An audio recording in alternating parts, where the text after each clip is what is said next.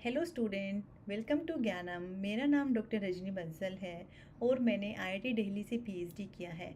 मुझे 10 से 12 साल का टीचिंग एक्सपीरियंस है और मैं यहाँ पर आपकी फ़िज़िक्स ट्यूटर रहूँगी। मैं आपको पंजाब लेक्चरर टेस्ट के फ़िज़िक्स सिलेबस के बारे में डिस्कस करूँगी। इस सिलेबस में हम फ़िज़िक्स में कौन कौन से टॉपिक्स आते हैं, कौन कौन से टॉपिक मोस्ट इम्पोर्टेंट हैं, वो मैं इस लेक्चर के थ्रू आपको बताऊँगी।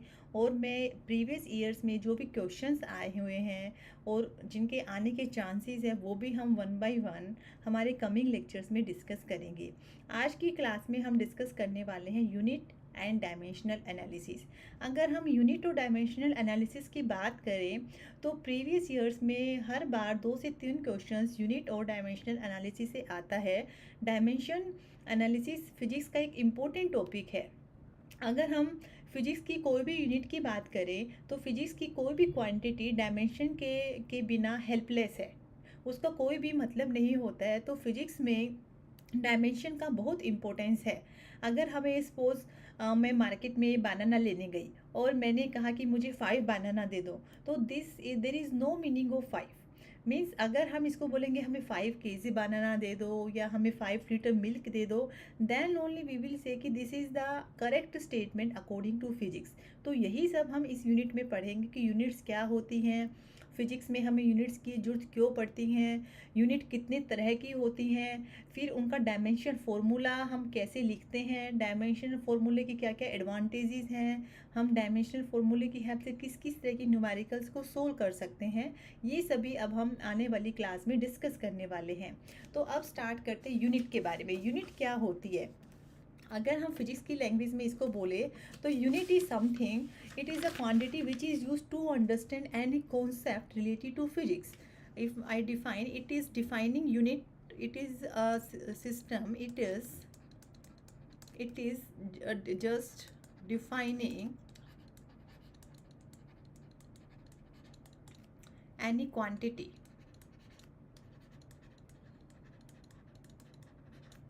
to understand in physics। अगर हमें फिजिक्स में किसी क्वांटिटी को अंडरस्टैंड करना है तो we should know the unit of that physical quantity. अगर हमें उसकी यूनिट के बारे में नहीं पता होगा तो हम उस फिजिकल क्वांटिटी को समझ ही नहीं सकते। We can not understand that physical quantity, right. तो फिजिक्स में यहाँ पे 2 तरह की यूनिट्स की हम बात करते हैं। पहली आपके पास यूनिट होती है फंडामेंटल यूनिट्स एंड सेकेंड आपकी जो होती है ड्राइव्ड यूनिट्स। सेकेंड आपकी जो यूनिट्स की हम बात करेंगे that is derived units, derived units, right. अब फंडामेंटल यूनिट्स को हम बेस यूनिट्स भी कह सकते हैं, क्योंकि हम कहते हैं कि आपका फंडामेंटल स्ट्रॉन्ग नहीं है, मीन्स आपका बेस ही स्ट्रॉन्ग नहीं है। तो जब तक हमें बेस के बारे में नहीं पता होगा हम ड्राइव्ड पे पहुंच ही नहीं पाएंगे, राइट। तो बेस यूनिट्स के लिए, बेसिक यूनिट्स के लिए पहले हमें बेसिक यूनिट्स के बारे में पता होना चाहिए और फिर बेसिक यूनिट्स का ही हेल्प लेके उनको यूज़ करके we will further derive different different units in physics, और उन यूनिट्स को हम क्या बोलेंगे? ड्राइव्ड यूनिट्स बोलेंगे, राइट। तो बेस यूनिट्स को अगर हम डिफाइन करें तो क्या हो जाएंगे? These are the simplest unit in the physics. ये जो सिंपलेस्ट वन होंगी उन्हीं को हम क्या बोलेंगे? बेस यूनिट्स बोलेंगे या ड्राइव फंडामेंटल यूनिट्स बोलेंगे। और ड्राइव्ड यूनिट्स क्या होंगी? ड्राइव्ड यूनिट्स वो यूनिट्स होंगी which are derived from, which are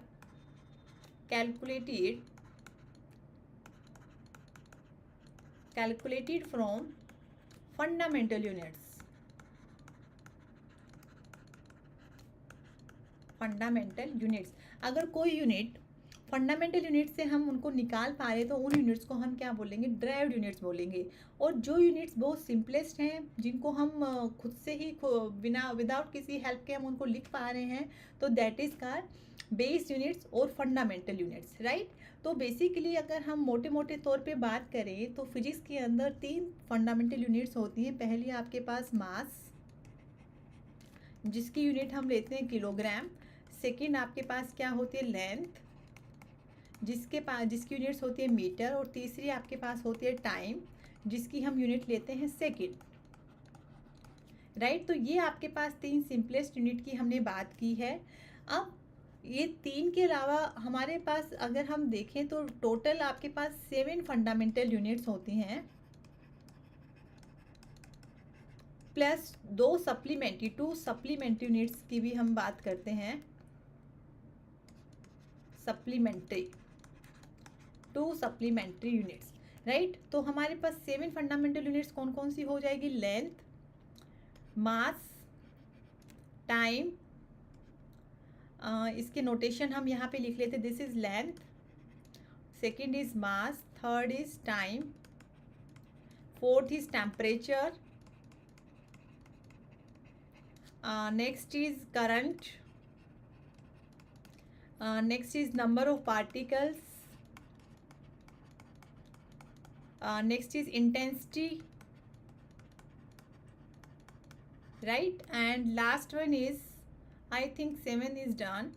length को हम 1 2 3 4 5 6, ओके राइट। तो 7 लेंथ को हम कैपिटल एल से रिप्रेजेंट करते हैं, इसको हम एम से रिप्रेजेंट करते हैं, दिस इज टी। टेम्परेचर को हम केल्विन में रिप्रेजेंट करते हैं के से, करंट को हम एम्पियर से, इसकी जो यूनिट्स हैं that is kilogram, note kilogram, यहाँ पे मैंने ये लिखा हुआ है, it's this is not length, this is length. तो इसकी यूनिट्स आपके पास मीटर होगी, मास की यूनिट आपके पास किलोग्राम, टाइम की आपके पास यूनिट सेकेंड, टेम्परेचर की केल्विन, इसकी यूनिट्स आपके पास एम्पियर रहेगी। नंबर ऑफ पार्टिकल्स, जो हम किसी भी एटम के अंदर नंबर ऑफ पार्टिकल्स कैलकुलेट करते तो हम यूनिट्स क्या लेते हैं? मोल। और इंटेंसिटी यूनिट क्या होती है? Candela, right. तो इनका जो नोटेशन रहेगा small m, and this is K G, this is T, इसका यूनिट रहेगा सेकेंड। सेकेंड को हम कैसे रिप्रेजेंट करेंगे? एस ई सी। केल्विन को हम कैपिटल के, एम्पियर को कैपिटल ए, मोल को M O L, and candela को C D. These are the notation of this fundamental units in physics. अगर हम फिजिक्स की कोई भी स्टैंडर्ड बुक की बात करेंगे तो जहाँ पे भी के लिखा होगा तो means it is the identification, it represent temperature. जहाँ पे भी सी डी लिखा होगा तो इट रिप्रेजेंट कैंडला और इट रिप्रेजेंट्स इंटेंसिटी। जहाँ पे भी आपके पास किलोग्राम होगा means it represent mass of any object, right. So these are the basic units. अब हम 2 सप्लीमेंट्री यूनिट्स की भी बात कर लेते हैं। 2 सप्लीमेंट्री यूनिट्स, पहला है आपके पास सॉलिड एंगल, जिसको हम रिप्रेजेंट करेंगे, और दूसरा है आपके पास प्लेन एंगल, राइट। एंगल को हम फिजिक्स में कैसे रिप्रेजेंट करते हैं? मैथ्स में भी हम इसको रेडियन से रिप्रेजेंट करते हैं, and that is R A D, radian.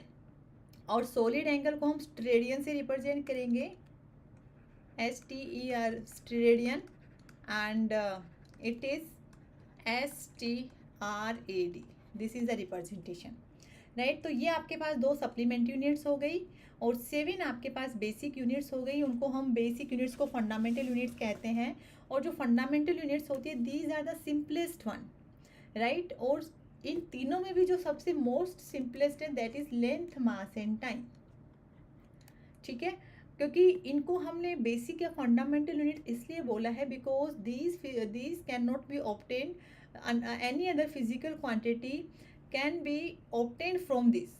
इनको बेसिक इसलिए बोला है कि हम इनकी हेल्प से कोई भी फिजिक्स के अंदर किसी भी क्वांटिटी को ड्राइव कर सकते हैं। These are the base of the physics, physics का बेस है ये जो यूनिट्स हैं, राइट। तो 7 यूनिट्स हमें आप माइंड में रखनी है। कई बार आपसे कंपटीशन एग्जाम में पूछते हैं कि what is the unit of intensity, what is the unit of current, what is the unit of temperature, right. तो you should know this table, आपको ये टेबल लर्न करनी है। नेक्स्ट हम आते हैं ड्राइव्ड यूनिट्स पे। ड्राइव्ड यूनिट्स, जैसा कि मैंने आपको बताया कि ड्राइव्ड यूनिट्स वो यूनिट्स होती हैं जो हम ड्राइव कर सकते हैं, कैलकुलेट कर सकते हैं with the help of basic और फंडामेंटल यूनिट्स, राइट। तो उन यूनिट्स को हम क्या बोलेंगे? ड्राइव्ड यूनिट्स बोलेंगे। जैसे अगर हम कहें कि मेरे पास कोई भी रूम है और उस रूम का मुझे एरिया निकालना है, तो आपको पता है कि एरिया का जो फॉर्मूला होता है that is length multiply width, right. तो लेंथ भी आप किस में मेजर करते हैं, मीटर में, और विड्थ भी मीटर में, तो दैट इज मीटर स्क्वायर। और मीटर हमारा क्या था, मीटर आपके पास एक फंडामेंटल यूनिट्स था, राइट। तो हमारे पास एरिया क्या आ गया, इट्स अ ड्राइव्ड यूनिट्स। और कहाँ से निकल के आया, it come from fundamental units. इसी तरह से मैं बोलूँ वॉल्यूम, तो वॉल्यूम में आपके पास क्या हो जाता है, हम लेंथ की बात करते हैं, विड्थ की बात करते हैं और हाइट की बात करते हैं, तो आपके पास क्या हो जाएगा, मीटर मीटर मीटर, और I will say it's a metre cube, right. तो यहाँ पे आपके पास वॉल्यूम भी कहाँ से ड्राइव होके आ रहा है, from the basic unit itself, तो it is the derived unit. Volume को भी हम क्या बोलेंगे, ड्राइव्ड यूनिट बोलेंगे। उसके बाद मैंने कहा कि फोर्स, हम कहें वेलोसिटी, वेलोसिटी और स्पीड कैसे निकालते हैं मैथ्स में, वेलोसिटी क्या होता है, it's a distance upon time. Velocity हम कैसे निकालते हैं, डिस्टेंस अपॉन टाइम। तो डिस्टेंस हमारे पास क्या होगा, मीटर, और टाइम आपके पास क्या होगा, सेकंड। तो this is the derived units. इसी तरह से आपके पास क्या होगा, एक्सेलरेशन। एक्सेलरेशन क्या होता है, it's a velocity upon time, velocity divided by time. तो वेलोसिटी का तो यूनिट हमारे पास बना पड़ा है, इट्स अ मीटर पर सेकेंड, और टाइम का फिर से हम सेकेंड लगा देंगे, तो दैट विल बी मीटर पर second square. This is acceleration.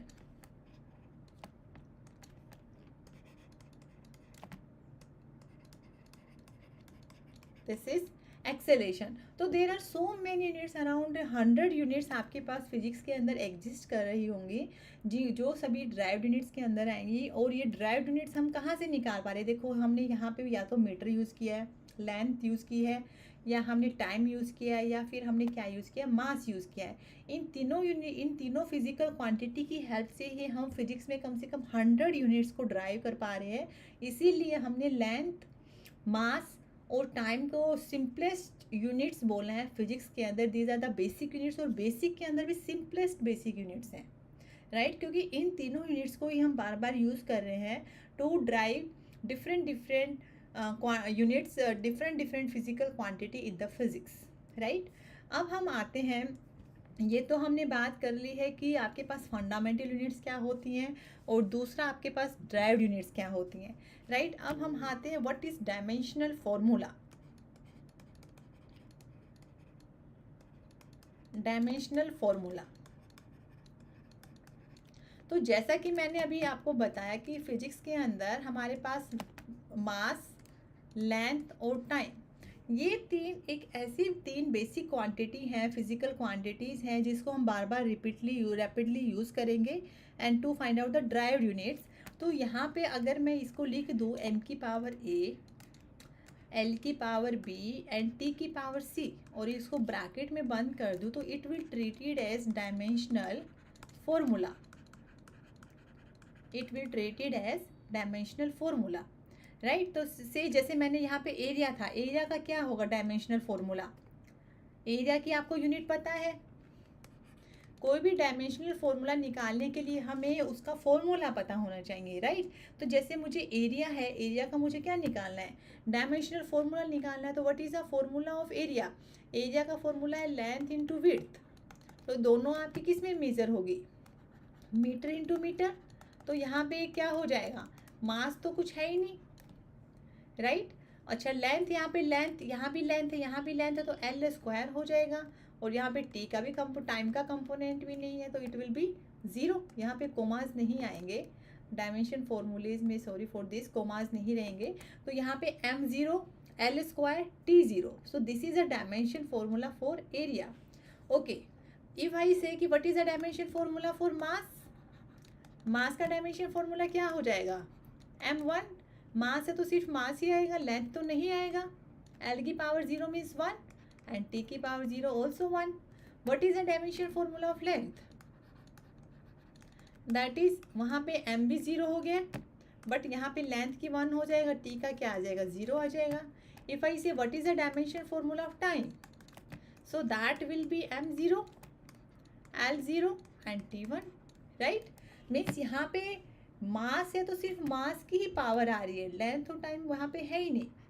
यहाँ पे लेंथ तो सिर्फ लेंथ की वैल्यू हमें मिल रही है, there is no term of mass and time. इसी तरह से यहाँ पे टाइम है तो we do not have any term of mass and length, we are having only the term of time, right. Suppose physics के अंदर कोई ऐसी क्वांटिटी है जो यूनिटलेस है, बताओ यूनिटलेस है तो मीन्स उसका क्या हो जाएगा, कोई यूनिट ही नहीं होगा, नो यूनिट। नो यूनिट जैसे मैंने बोला प्लैंक्स कांस्टेंट है, या मैंने कहा पाई। पाई वैसे एक मैथ्स के अंदर सिंबल यूज करते हैं, इसका वैल्यू कितना होता है 3.14। So can you write down the dimension formula of this pi? Yes I can write down. इसका डायमेंशन फॉर्मूला क्या होगा, that is m0 l0 and t0, राइट। So this is a dimension formula for unitless quantity. अगर physics में there are so many quantities which do not have any unit, तो उनका dimension formula क्या हो जाएगा m0 l0 t0, राइट। तो इस तरह से हम फिजिक्स में जितने भी फिजिकल क्वांटिटीज़ हैं, जितने भी आपके पास क्वांटिटीज़ हम फिजिक्स में पढ़ेंगे हर एक चैप्टर वाइज कमिंग क्लासेस में, उन सब की हम डायमेंशन फार्मूला लिख सकते हैं, और डायमेंशन फार्मूला लिख के हम उनकी यूनिट्स लिख सकते हैं, राइट। तो अभी हम कुछ यूनिट्स फिजिक्स के अंदर डिस्कस कर रहे हैं जिसके हमें डायमेंशन फार्मूला लिखने हैं। जैसे मैं बात कर रही हूँ डेंसिटी की। डेंसिटी का फॉर्मूला क्या होता है, volume is equal to mass upon density, तो that is mass upon volume. Mass की यूनिट हमने क्या बोल दी है, मास को हमने m से रिप्रेजेंट किया है, और वॉल्यूम को हम किससे रिप्रेजेंट कर रहे हैं, l क्यूब से। तो लिख दो इसका डायमेंशन, m की 1 हो जाएगी, l नीचे पड़ा है तो l की -3 हो जाएगा, टाइम इसमें है नहीं तो t की पावर 0 हो जाएगी। सो this is a dimension formula of density. तो क्या मैं इसके बेसिस पे इसका यूनिट लिख सकती हूँ? यस बिल्कुल लिख सकते हैं। इसका यूनिट यहाँ पे किलोग्राम, एंड वॉल्यूम का यूनिट क्या हो जाएगा, किलोग्राम पर मीटर क्यूब, राइट। अब हम नेक्स्ट फिजिकल क्वांटिटी की बात करते हैं। मैंने बोला मोमेंटम। मोमेंटम क्या होता है, पी से रिप्रेजेंट करते हैं फिजिक्स में, that is mass into velocity, ये होता है, राइट। तो मास हमारे पास किस में होगा, m में। वेलोसिटी क्या होता है, distance upon time, distance upon time. तो लिख दो इसका dimension formula, that is m की 1 l की 1 एंड t -1। तो that is dimension formula m1 l1 t -1। This is a dimension formula of momentum. तो इसकी क्या हम यूनिट लिख सकते हैं? यस बिल्कुल लिख सकते हैं। मास की यूनिट क्या होगी, किलोग्राम। लेंथ की यूनिट क्या होगी, मीटर, मीटर पर सेकेंड। तो dimension formula is a technique, it is a tool which is used to write down the any units of the physical quantity in the physics। Physics में अगर हमें किसी भी फिजिकल क्वांटिटी की units लिखनी है तो हमें उसका डायमेंशन फॉर्मूला पता होना चाहिए। जब तक हमें उसका डायमेंशन फॉर्मूला नहीं पता होगा, we can not write down the units for that physical quantity. It is a mandatory condition.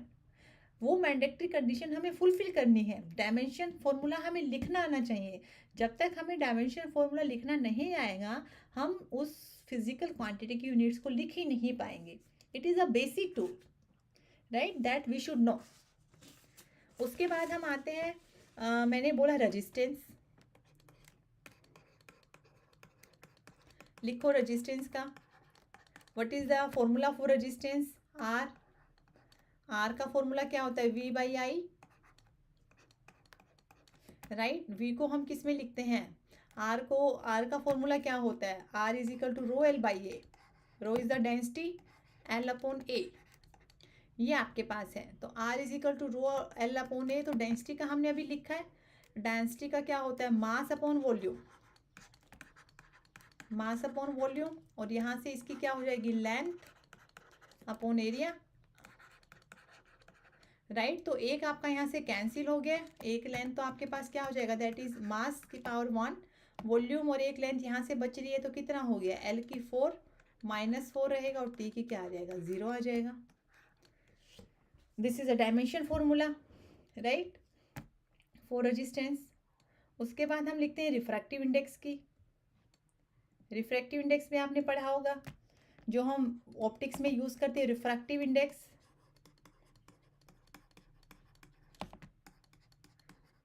क्या होता है रिफ्रैक्टिव इंडेक्स का notation, that is mu. Formula क्या होता है, it's a C by V. C is the speed of the light, v is the velocity of the light in the medium, और Snell's law से भी हम लिख सकते हैं that is angle of incidence divided by angle of reflection. तो यहाँ से हम देख रहे हैं कि यहाँ से भी आपका यूनिटलेस आ रहा है और यहाँ से भी रिफ्रैक्टिव इंडेक्स क्या आ रहा है, यूनिटलेस। क्योंकि अगर मैं c बाई वी की बात करूँ तो c भी क्या है, स्पीड है, और ये भी क्या है, स्पीड है, तो दोनों कैंसिल होके क्या आ गया, 1 आते ही क्या हो जाएगा, m भी 0, इसकी पावर भी 0, t की पावर भी 0, so it is unitless, right. और अदर वे राउंड अगर हम करें म्यू की वैल्यू को, तो यहाँ पे आपके पास mu that is sine i upon sine r, तो यहाँ पे एंगल ऑफ इंसिडेंस भी क्या आ गया, रेडियन, और ये भी आपके पास क्या आ गया, रेडियन, तो दोनों कैंसिल होके आपके पास क्या आ गया, 1 आ गया, तो ये भी रिफ्रैक्टिव इंडेक्स क्या आ गया, 1 आ गया। तो दिस इज यूनिटलेस क्वांटिटी। मैंने कहा था ना कि अगर आपके पास फिजिक्स के अंदर कोई कांस्टेंट है, यूनिटलेस है, तो उसका डायमेंशन नहीं होगा, दैट इज यूनिटलेस, ठीक है। उसके बाद हम आते हैं नेक्स्ट यूनिट पे, दैट इज प्रेशर। प्रेशर एक फिजिकल क्वांटिटी, प्रेशर का फॉर्मूला क्या होता है, it's a force per unit area, तो लिख दो इसका। फोर्स का हमने अभी तक बात नहीं की, फोर्स की यूनिट क्या होती है, फोर्स का फॉर्मूला क्या होता है, mass into acceleration divided by area. अब एक्सेलरेशन क्या होता है, वेलोसिटी अपॉन टाइम, तो मास को मैंने बोला m, एक्सेलरेशन क्या हो गया है, वेलोसिटी अपॉन टाइम, और वेलोसिटी क्या थी, डिस्टेंस अपॉन टाइम, ये तो किसका लिख दिया मैंने, वेलोसिटी का, और एक्सेलरेशन के लिए एक टाइम और आएगा, और नीचे आपके पास क्या पड़ा है, मीटर स्क्वायर एल स्क्वायर, तो बन जाएगा इसका, एक एल से एक एल आपका कैंसिल हो गया है, तो दैट इज m की 1, l की -1, राइट, और t की क्या बन जाएगी, -2। This is a dimension formula for the pressure. तो देखो हम यहाँ पे कितनी, हमने 7 से 8 डिफरेंट फिजिकल क्वांटिटीज़ के फॉर्मूले लिखे, फॉर्मूले लिख के हमने उनके क्या लिख दिए, डायमेंशन लिख दिए, डायमेंशन फॉर्मूले हम लिखते जा रहे हैं, और इन्हीं डायमेंशन फॉर्मूले के बेसिस पे we can write down the units, ठीक है। अभी हम उस पर भी आएंगे कि हम इनकी यूनिट्स लिखेंगे, और यूनिट्स में हम पहले यूनिट्स लिखेंगे एसआई सिस्टम में, एसआई सिस्टम के बाद हम उन यूनिट्स को कन्वर्ट करेंगे into the CGL system with the help of this dimension formula. This is the application of this dimension formula, conversion of units from one system to another system, right. तो अभी हम कुछ और units कर लेते हैं for your better understanding, कुछ और यूनिट्स के हम डायमेंशन फॉर्मूले लिख लेते हैं। सपोज मैंने बोला एनर्जी, अब एनर्जी तो कोई भी हो सकती है, it can B kinetic energy भी हो सकती है, it can B potential energy भी हो सकती है। अब आपका सवाल होगा कि क्या सबका डायमेंशन डिफरेंट होगा, सेम होगा, no, dimension will be same, energy तो एनर्जी ही है, इट कैन बी, उनका रीज़न अलग, उनका ओरिजिन अलग है, कि what is a mechanism for kinetic energy, what is a mechanism of potential energy, that is different, but overall है तो एनर्जी ही ना, तो डायमेंशन विल बी सेम। अगर हम काइनेटिक एनर्जी की बात करें तो फॉर्मूला क्या होता है, mv², अगर हम पोटेंशियल एनर्जी की बात करें तो फॉर्मूला क्या होता है, mgh, और हमारा जो नॉर्मल एनर्जी होता है that is work into displacement, that is कितना होता है, वर्क इनटू डिस्टेंस, कि हमने कितना वर्क डन किया, दैट इज आवर एनर्जी, कितना हमने उसको खींचा, पुल को कितना पुल और पुश किया, दैट इज उस ऑब्जेक्ट को, that is our energy. Force into displacement, energy का फॉर्मूला क्या हो जाएगा, एनर्जी और वर्क का, that is force into displacement. तो यहाँ पे that is force into distance, right. तो फोर्स की हमने अभी निकाली थी, फोर्स का हमारे पास क्या था, मास into acceleration, that is m1, acceleration का lt-2, this is the dimension formula for the force, और डिस्टेंस का क्या हो जाएगा, L1, तो ओवरऑल एनर्जी का डायमेंशन फॉर्मूला क्या आ गया, m1 L2 and t-2, this is the dimension formula for the velocity, right. तो यहाँ पे अब आप यहाँ से काइनेटिक एनर्जी की फॉर्म में निकालो, ये तो हमने इस फॉर्मूले से निकाला, अब हम लेटेस्ट से, मैंने बोला काइनेटिक एनर्जी का देखते हैं, सेम आएगा, ½ mv² है, तो यहाँ पे हाफ तो कांस्टेंट है, m का क्या हो जाएगा, मास हो जाएगा m की पावर 1। वेलोसिटी क्या है, distance upon time, that is distance upon time its square. तो लिख दो इसका कितना आ जाएगा, m1 L2 t-2, so that is same, both are same. तो वही मैं आपको बताने की कोशिश कर रही थी कि चाहे आपका एनर्जी हो, चाहे काइनेटिक एनर्जी हो, चाहे पोटेंशियल एनर्जी हो, dimension will be same, because in सभी एनर्जीज का ओरिजिन डिफरेंट है, मैकेनिज्म डिफरेंट है, बट इनका जो फॉर्मूले से यूनिट तो सेम रहेंगी ना। हम इनको एनर्जी को मेज़र करें तो या तो जूल में मेज़र करेंगे, या इलेक्ट्रॉन वोल्ट में, या आर्ग में मेज़र करेंगे। ऐसा तो है नहीं कि हमने काइनेटिक एनर्जी बोला तो हम उसको न्यूटन में मेज़र कर रहे हैं, राइट। तो चाहे काइनेटिक एनर्जी हो, चाहे पोटेंशियल एनर्जी हो, चाहे ओवरऑल एनर्जी हो, मेज़र तो जूल में ही होगी। अगर वो जूल में मेज़र हो रही है तो उनका डायमेंशन फॉर्मूला तो क्या रहेगा, सेम रहेगा, राइट। अब हम नेक्स्ट पे आते हैं कि what is the application.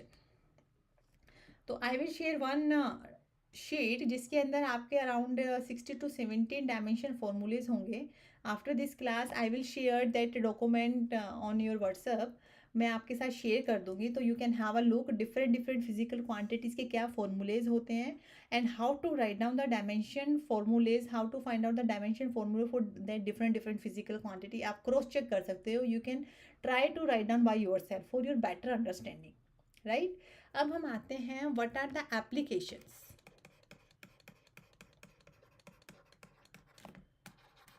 Application of dimensional analysis, इनके क्या क्या एप्लीकेशंस हैं, राइट। तो सबसे पहला एप्लीकेशन तो क्या हो जाएगा, जैसा कि मैंने बताया कि we can convert one system of units to the another system of units, conversion of one system of units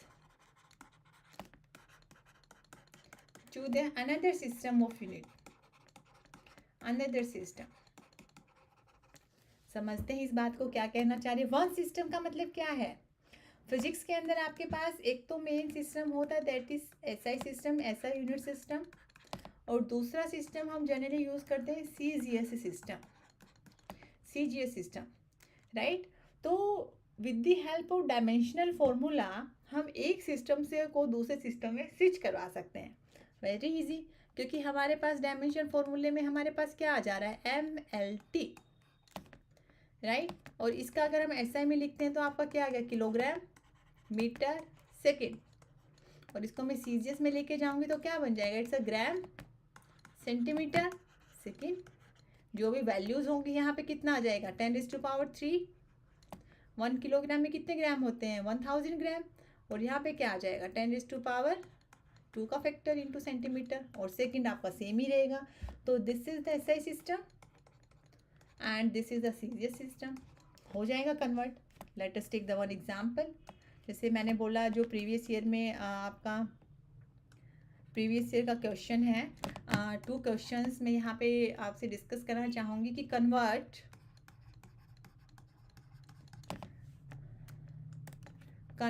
1 joule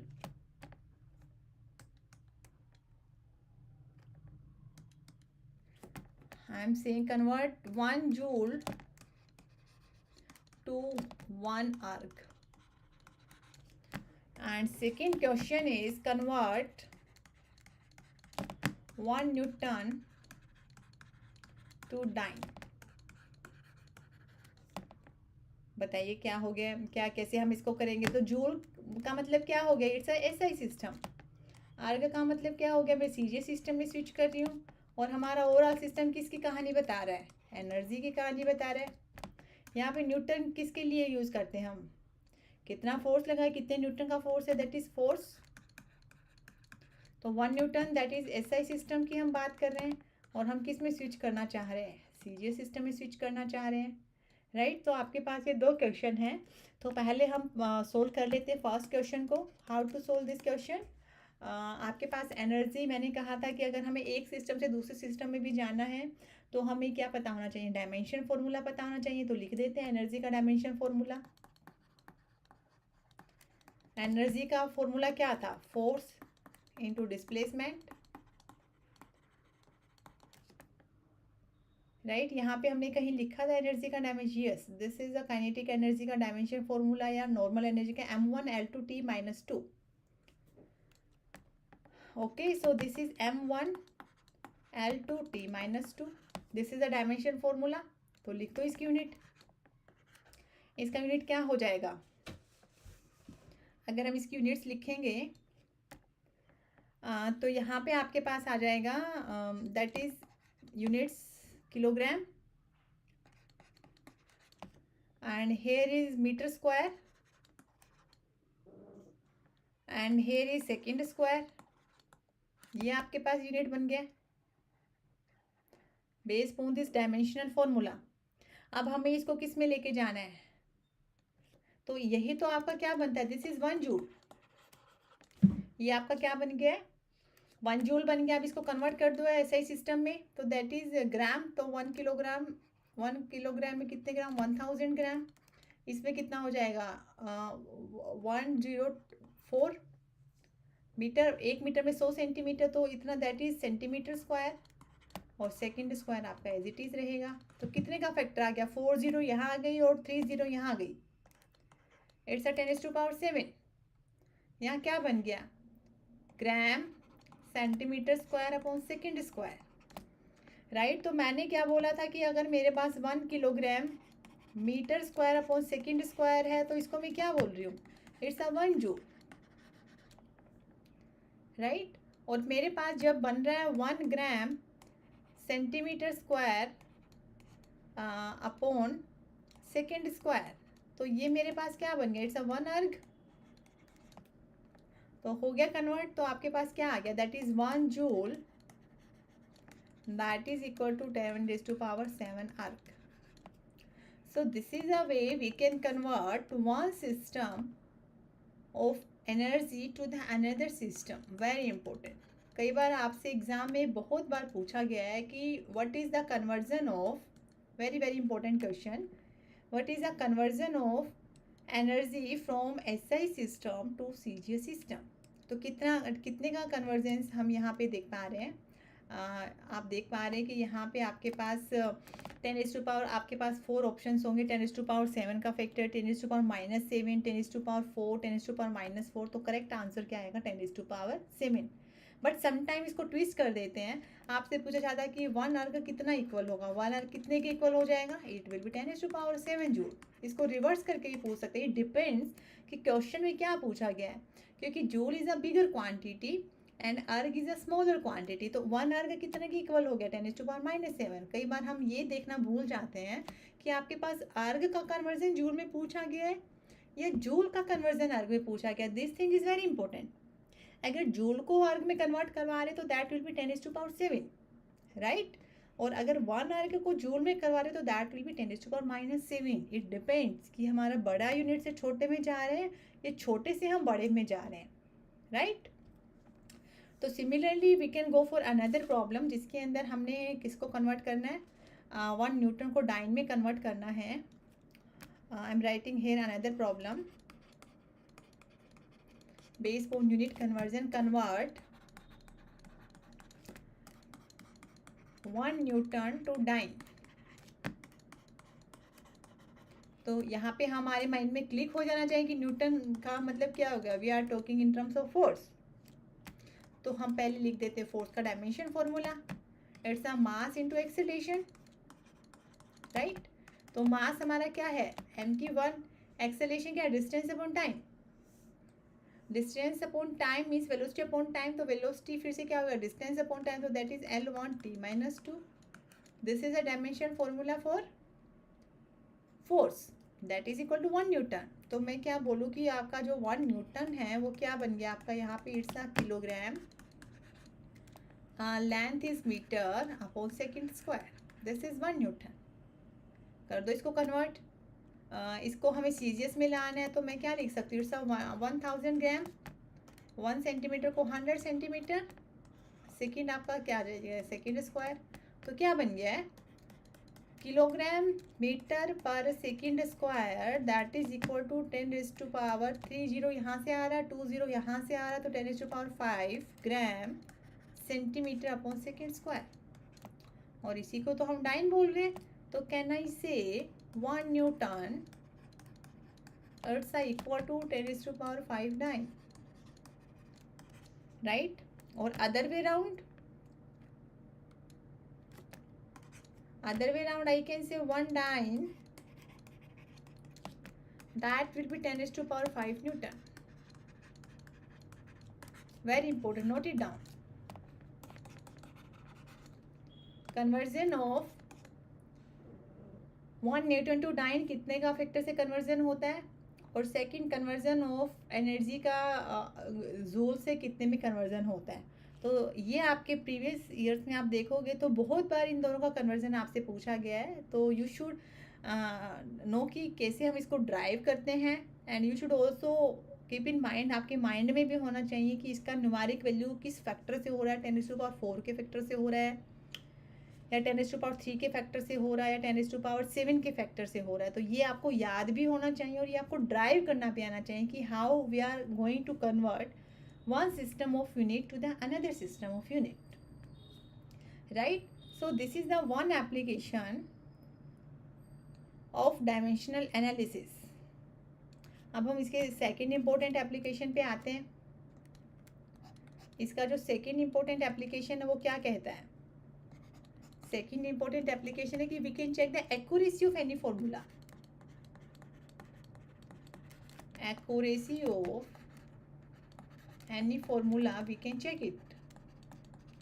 इसको हम क्या कर सकते हैं? चेक कर सकते हैं।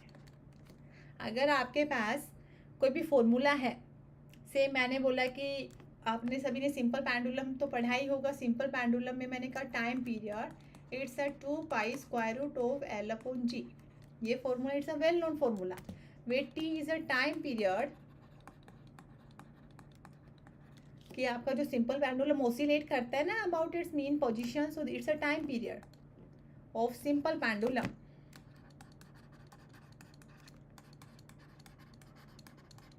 राइट? और एल हमारा क्या होता है? It's a length of bob. जो आपका बोब होता है सिंपल पेंडुलम उसका लेंथ होता है। और जी क्या होता है? It's a gravity. ग्रेविटी क्या? It's a kind of acceleration, right? Acceleration due to gravity, right? तो मैंने कहा कि you have to check that formula is correct और नॉट। तो हम इसको क्या करेंगे? डायमेंशन फॉर्मूले से हम इसको चेक कर सकते हैं। हाउ? कैसे हम चेक करेंगे? लेट अस सी, इसको समझेंगे। तो यहाँ पे आपके पास सॉल्यूशन, हम इसका कैसे स्टार्ट करेंगे? आपके पास फॉर्मूला ये गिवन है, राइट? तो पहले हम लेफ्ट हैंड साइड का डायमेंशन फॉर्मूला लिखेंगे। तो हमारा लेफ्ट साइड में क्या पड़ा है? टी पड़ा है। तो डायमेंशन फॉर्मूला क्या हो जाएगा? It's m0 L0 T1। This is a dimension formula for time period. अब राइट साइड की बात कर लेते हैं। राइट साइड में आपका क्या हो जाएगा? It's a 2π is a constant. L क्या है? लेंथ ऑफ द बोब है, तो लेंथ हो जाएगा डायमेंशन फॉर्मूला। नीचे ग्रेविटी पड़ा है, तो ग्रेविटी क्या होता है? Mass into m1 L1 T-2। ठीक है, ये आपके पास क्या हो जाएगा? ग्रेविटी। तो ये आपका कैंसिल हो गया। तो इसको हम जब करेंगे तो यहाँ पे आपके पास क्या आ गया है? लेंथ से लेंथ कैंसिल हो गया। ग्रेविटी का फॉर्मूला क्या होता है? It's a acceleration due to gravity. तो ग्रेविटी में तो मास तो नहीं आएगा ना, sorry for this, mass should not be here. वही मैं बोलूँगी, मास इज हियर एक्स्ट्रा है। तो यहाँ पे जो एक्सेलेरेशन ड्यू टू ग्रेविटी, तो एक्सेलेरेशन का फॉर्मूला क्या होता है? It's a velocity upon time. और वेलोसिटी क्या है? डिस्टेंस अपॉन टाइम है। तो can I right it's LT-2। तो ये आपका कैंसिल हो गया। तो ऊपर जाएगा तो क्या हो जाएगा? √T²। और स्क्वायर रूट हटते क्या हो जाएगा? T बन जाएगा। तो दैट इज 2π। और यहाँ पे क्या बन गया? T बन गया। T⁻1 बन गया। ठीक है, 2π आपका कांस्टेंट हो गया। तो can I say left hand side is equal to right hand side dimensionally.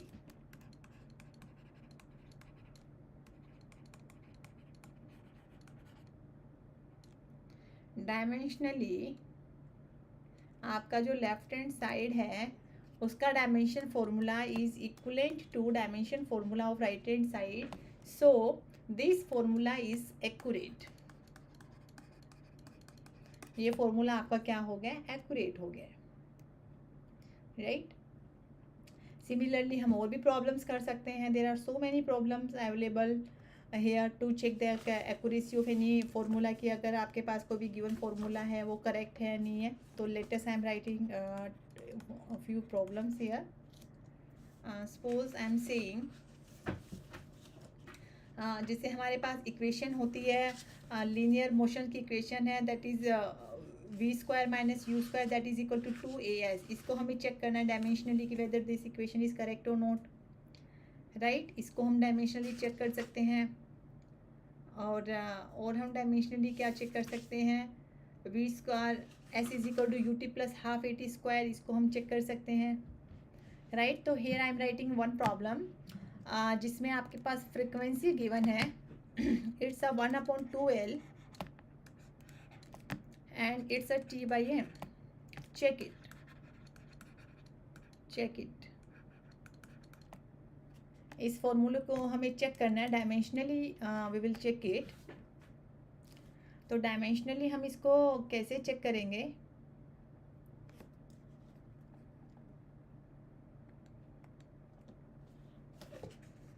Again we will write down the dimension. इसको हमें चेक करना है। तो यहाँ पे मैं पहले हमें पता होना चाहिए कि what is this, this is a frequency, L is the length, T is time period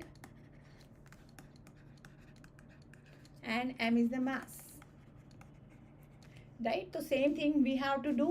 सबसे पहले हम लेफ्ट साइड की बात करेंगे, लेफ्ट साइड का डायमेंशन फॉर्मूला लिखेंगे, then come to on the right hand side and start to write down the dimension formula of L का dimension formula हम लिखना स्टार्ट करेंगे, then write down the dimension formula of T and then write down the dimension formula of M and then merge all these things and try to match कि आपका left side का dimension formula right side के right hand side के dimension formula की equal आ रहा है नहीं आ रहा है। अगर आ रहा है तो दिस फॉर्मूला इज करेक्ट, अगर नहीं इक्वल आ रहा तो वी विल से कि this formula is not correct, right. तो ये वाली प्रॉब्लम्स भी आपके कॉम्पिटिशन एग्जाम्स में आती हैं कि कोई भी गिवन फॉर्मूला गिवन होता है तो आपसे पूछा जाता है कि यस और नो, कि आपका गिवन फॉर्मूला करेक्ट है या नहीं है। तो उसके लिए भी हमें डायमेंशनल एनालिसिस करनी है और उसी बेसिस पे वी कैन डिसाइड कि whether this formula is correct और नॉट, राइट। तो इन माय कमिंग क्लासेस, आने वाली क्लासेस में इसकी और भी एप्लीकेशंस डिस्कस करूँगी और इससे रिलेटेड न्यूमेरिकल्स भी हम करेंगे